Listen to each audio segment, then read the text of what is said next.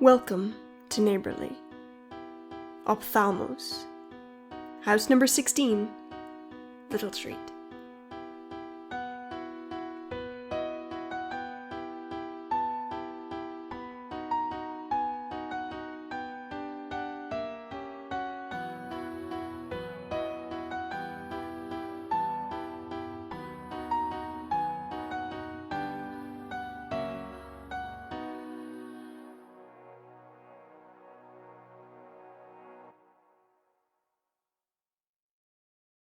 The five senses are a funny thing.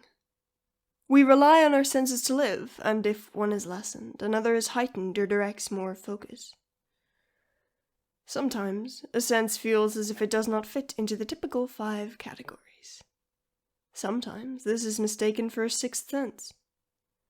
Having a sixth sense makes us feel special, whole, like someone important in a world of insignificance. And one of these proposed sixth senses is the feeling of being watched. It's not unfounded. However, it's not particularly special either.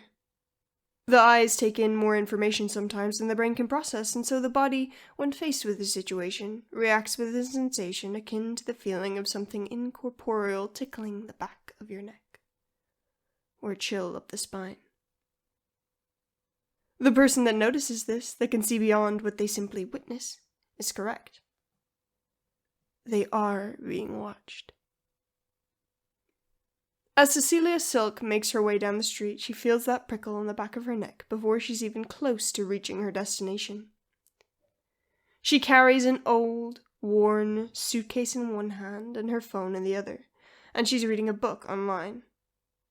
It's not as if she has any interest in social media. She prefers to mind her own business and would prefer if others do the same for her. Certainly, the man biking down the other sidewalk has better things to do than watch her bring home her groceries. Certainly, the child in the stroller passing by has more interesting things to chew than the mortifying ordeal of being noticed by the person it's been staring at. And certainly, she has better things to do than peer into other people's lives through a pixelated window. She locks her phone with a heavy sigh, shoving it into her back pocket and glaring at anyone who dared to look in her direction. She is dressed nicely, excited to visit her sister. It's her first day on Little Street, and she can't wait to see what her sister's been up to these past few months in her new home. It's certainly a very long street, Cecilia muses as she walks. And a real wonder why she had to backtrack, losing her place far before she reached the end of Little Street. Still, she was excited to see her sister, and she decided to focus on that feeling only as she continued to walk down the street. It's certainly a nice day out, to its credit. She sees a few birds flying in a rather unusual pattern overhead, and the occasional small critter scampering across the sidewalks. She has been walking for quite some time now. She really does hope that she'll come across her sister's house very soon. Cecilia shivers suddenly, despite the warm day and the unobtrusive breeze. It takes her less than a few seconds to recognize the feeling and turns her head to stare at the building next to her. House number 16 is no different from any of the other houses. At least, that's what the passers-by tell themselves as they move quickly across the street to avoid walking directly in front of it. It's large, certainly. It's looming. However, acknowledging that something is off about it, well, that's just not something anyone can do. Not without a strong, creeping feeling making its way up the back of their neck. The house itself is pushed up against the houses beside it, separated only by massive iron fences, the front covered in security cameras and peepholes so that none who had the courage to approach it would be able to see into. It seems to watch all of the other houses as a god watches its creation, with disdain and morbid curiosity. The goings-on in each house are collected and consumed as house number 16 watches each story unfold with piqued interest. The augurous iron barriers shine in the daylight, jutting out from the row of houses unnaturally and offsetting it from those next to it. They reflect the sunlight away from the house and into the eyes of those who dare look at it for longer than they should. For this place's purpose is not to be seen, but to see. Cecilia feels this realization hit her like a bag covering a large, cheap copy of a Salvador Dali painting that misses the dumpster when it is thrown out. Unfortunately for Cecilia, the nature of the realization is also obscured by a large brown bin bag. And she simply feels that something is off. She doesn't like it one bit. Cecilia stares at house number 16 for a number of minutes, perhaps not realizing that time and people are passing by. She stands on the sidewalk in front of the building, her eyes drawn up the wall and to the top floor window that peers at her from just over the gates. She thinks she sees something flit by the window, but as soon as she begins to make out a figure, the blinds snap shut, jolting Cecilia out of her trance.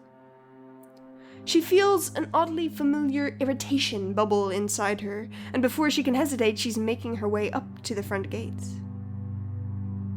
The building really shouldn't have any sort of barrier around it, but the sidewalk in front of house 16 is thinner because of the iron surrounding the house. Cecilia briefly wonders if the owner bought that spot of the sidewalk just to put a wall here, but the musing is brief as her hand lifts to rap 3 times on the gates. A panel in the wall slides open, and then another and another. 3 long stalks extend towards Cecilia, the cameras on the end observing her. She looks at each one of them in turn before demanding to speak to the resident of the house. For a long moment, she almost thinks no one will come to answer her. The house is dark, and while she knows someone lives there, they might be the only one. But while Cecilia entertains this train of thought, the front door of house number 16 opens.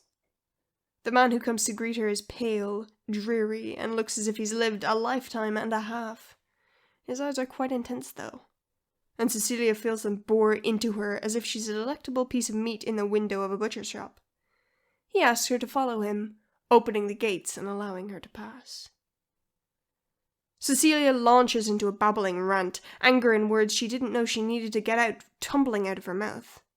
She tells this man that she doesn't enjoy being watched, and it's very rude to spy on people as they walk by. The man remains silent, leading her into the building and offering to take her coat. She refuses, looking around. The place looks straight out of a Gothic novel. High ceilings and dark paintings on the wall, a statue bust on a pedestal in the corner, and an intricate rug that matches the dark wood paneling of the floor. The banister is dark and elaborate, following the spiral of the stairs up to another story. At the top of the stairs stands a woman. As Cecilia's eyes meet hers, she smiles. It's a truly odd feeling to have someone observe you, to look so far into you that they can see the depths of your soul through the windows embedded in the sockets of your skull, prying and twisting and tearing to get through to the core of your being, to the core of your very essence, just with one look. And as Cecilia stands there with the woman's gaze pouring into her very mind, she feels every bubbling, brewing fear boiling inside of her belly surface all at once and stumbles backwards, saved from falling only by the man who had led her inside. She hears a faint chuckle and approaching footsteps, and blinks a few times in order to keep an eye on the woman coming down the stairs towards her. She is talking, her lilting tones slow and calculated. She welcomes Cecilia into her home.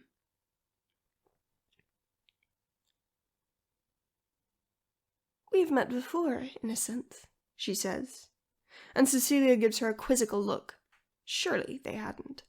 Why, Cecilia had just arrived here on Little Street. She hadn't met anyone before knocking on the gates of this house. She says as much, and to her surprise, the woman looks rather amused. "So you really don't remember?" "Remember what?" Cecilia remembers just as much as she needs to. She remembers her job and why she'd come to visit her sister where she is and just how soon she'd like to leave, but the woman's gaze holds her in place, as if an unseen force has a gentle but firm hand on her back, keeping her stiff and alert. She tells the woman they've never met in no uncertain terms and that she'd merely come in to ask for a favor. Of course, the woman asks what she wishes, and she tells her she'd rather not be watched as she walks down the street. It's creepy, unnecessary, and frankly just plain rude. The woman lets out a short laugh, earning a glare from Cecilia.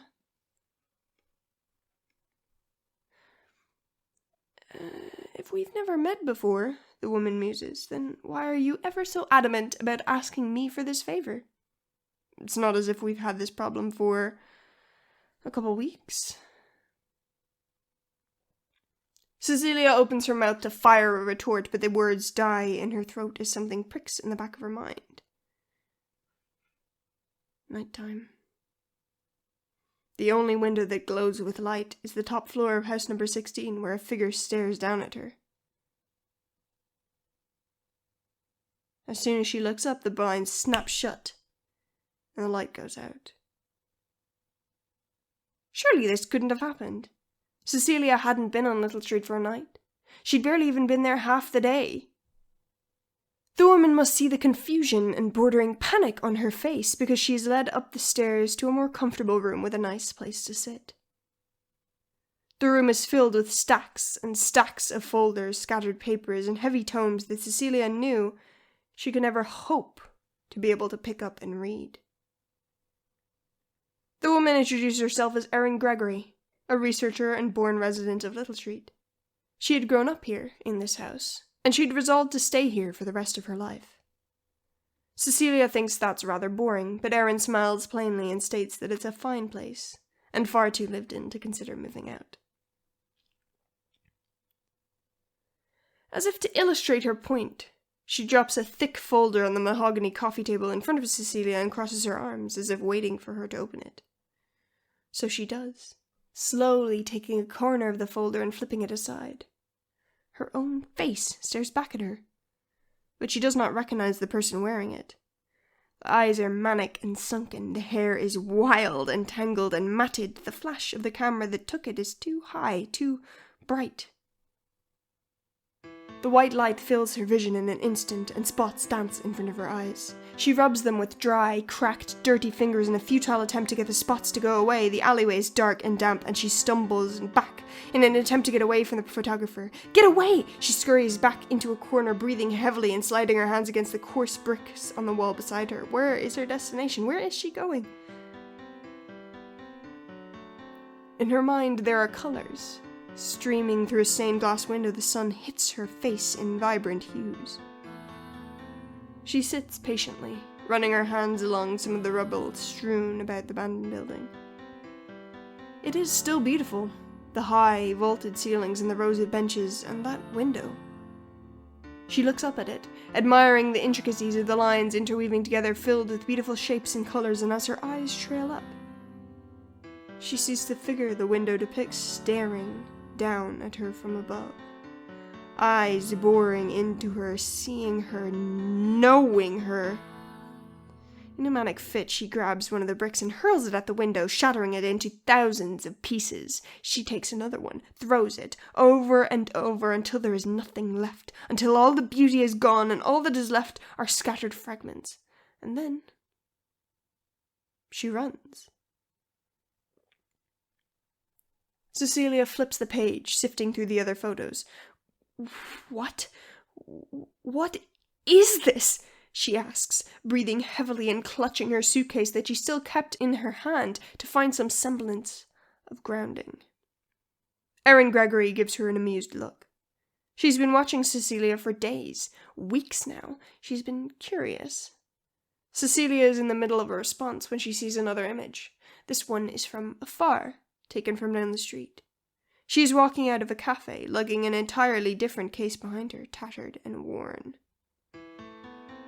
She pulls out her phone, double-checking the address she's meant to go to, and she feels a crawling up the back of her neck. It squeezes and pulls at her attention until she looks up, towards where she could have sworn someone had been watching her. There isn't anyone. Of course there isn't. Celia's just been paranoid, and really, she's just in a new place. It's not as if she's got a stalker. She lets out a shaking breath, attempting to close her eyes, to shut out these memories that she didn't even know she had, that she should not have. Her hands betray her, turning to the next photo. The sun rises on what is looking to be a beautiful day, but it's just a slightly better start to another regular day for Cecilia. Her job had told her to up and leave, and on top of her father's death a couple of months previous, she simply had nowhere to go. Her sister being her last remaining lifeline, she decided to reach out again. Layla Silk had moved to Little Street months ago. She had always been Cecilia's closest friend and at times worst enemy. It had been a moment since they'd lost contact, but Cecilia is certain that her sister will welcome her for at least the time it takes to find a new job and a place to live. She makes her way down the street in a very pleasant outfit and a brand new suitcase. She walks for a bit, looking around and enjoying just how different each house looks. It is quite early still, and at the side of a cafe, she makes a beeline towards the front door. She makes the mistake of checking her phone at the wrong moment, because just as she is about to enter, she runs into another who is exiting the shop. After profusely apologizing, she offers to buy the woman another coffee, as her drink had dropped and spilled. It would really be no issue, she insisted, but the woman fixed her with a cold stare and demanded that she not ask again. "I have met you before," Cecilia says aloud. She racks her brain, coming up with scraps of other meetings, each different than the last, each with an odd moment when the woman would ask if she was all right. If something was wrong with her head. On those days, Cecilia became irritable, displeased, and said some rather rude things in return. Just as soon as they begin to surface, the memories begin to fade again, and as she tries to cling to them, she flips through more documents and photographs, settling on one subconsciously. The house is old, run down and worn, and Cecilia stands on the street in front of it, wondering if this is the correct house. The number written on the card matches the imprint of what used to be the numbers on the door. She glances around at the houses next door, far more pristine and looking more like someone lives there. Cecilia sighs, turning her gaze back to the shack that her sister had told her to come to. She had said the house was a bit of a fixer-upper, but this isn't quite what Cecilia had had in mind. She shrugs, though, and begins to walk towards the door, resolving to simply ask where her sister actually lives if someone else answers. As she approaches, she hears a scuffling from inside the ratty, tattered old building, and the thought crosses her mind that if someone lives there, she may not want to talk to them. Really, who would choose to live in a place like this? It's likely full of animals and dust and broken planks and dripping pipes. Oh, how perceptive she is. But she would not be able to see this coming, for this situation would not cross the mind of any truly sane person. Cecilia knocks on the door 3 quick times, and the shuffling immediately stops. It's like the entire area has gone dead silent. Her knock's the last sound heard. Out of the corner of her eye, she sees the birds perched on the telephone wire cocking their heads. They're watching her. She shakes her head and ignores it, turning her attention pointedly and fully on the door which she had started to open. She begins to babble, words coming out of her mouth like particularly bad cough syrup, asking the figure whose hand peeks around the wooden planks where she might find one Layla Silk. At the name, the figure freezes, and the door continues to swing open. Cecilia attempts to peer inside, but her view is blocked by the coat-clad person who stands on the other side. Really, she insists, if they could just tell her where her sister lived, then she would be on her way. But the resident of this house does not answer for a long moment, and Cecilia decides to simply excuse herself after she starts feeling a tad too uneasy. She begins to back away and decides to call her sister as soon as she gets out of earshot and eyesight of this weathered old shack, but her steps freeze when she hears a familiar voice coming from the now open door. It's her sister's voice. She knows this in the pit of her stomach that seems to sink deeper with each realization. Her sister lives in this house. This reclusive, disgusting excuse for a building. And as she turns to view her kin, she gasps at the grimy, tattered hair and bright, wild eyes of Layla. Something squirms and writhes beneath the long coat she wears, and when she invites Cecilia inside, well, the woman can't be blamed for her hesitation. Layla gives her a betrayed look. If the dirt-stained, frankly concerning visage of her sister didn't make Cecilia happy, then why had she even come in the first place? Why did she come to visit if she's not happy to see her own sister? Cecilia lets out a shriek as the writhing gets more irritated and prominent, and a few small heads poke out from underneath the collar of the coat. Layla's eyes narrow, and she asks Cecilia if her new friends displease her sister. Do they scare you? These brilliant creatures had taken her in, made her happy and safe. Don't you want me to be happy, Cecilia? Her sister lurches towards her, and a few squirming things fall out of the sleeves of her coat. More scuttle down her legs, all of them garbling and spitting at Cecilia. Salamanders. Cecilia runs. She knows that they're following her, and Layla calls down the street after her, telling her not to come back, telling her she's a terrible sister, that she never loved Layla, that she's unsupportive and unhelpful, and why did she even come if she was just going to criticize and judge and... Cecilia feels tears on her face. It's very dark outside. She feels as if she's been running for hours. Maybe she has been. All the lights in the little street are off, the windows dark, save for one house across the way. It looks warm, inviting, and a couple of women seem to be setting a table on the front porch. They sing to each other, laugh about something, and as Cecilia approaches, they turn to look at her with kind smiles. Are you lost, dear? One of them asks, and she answers yes. She is, but in so many different ways. They invite her for tea, and she's not sure why, but her feet are drawn to the house, up the front steps, and lead her to sit at their table. The third woman comes out, giving her the same friendly smile as the other two. She kisses one on the head, pouring some tea for the other, and glides around to fill the cup in front of Cecilia. Drink, dear girl, the woman coos, as she brings the cup to her lip with shaking hands.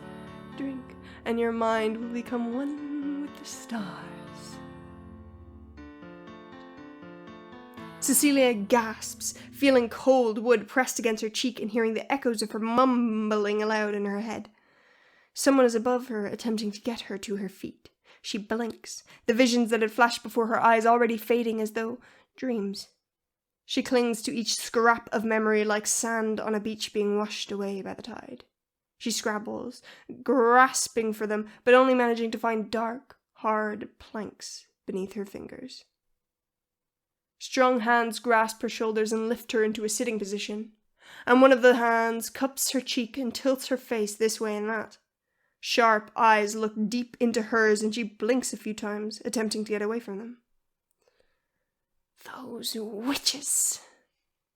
The voice of Erin Gregory cuts through the ringing in her ears as she finally begins to regain her bearings. The figure before her behind gathering the papers scattered across the floor, how did they get there? Cecilia watches mutely as Erin taps the papers on the floor, standing to place them neatly on her desk. She mutters an apology that Cecilia barely catches before furiously scribbling into a notebook. Cecilia attempts to stand, but nearly collapses once again as a wave of nausea and dizziness washes over her. The hands holding her up are a lifeline, and she grasps them, leaning into the person connected to them.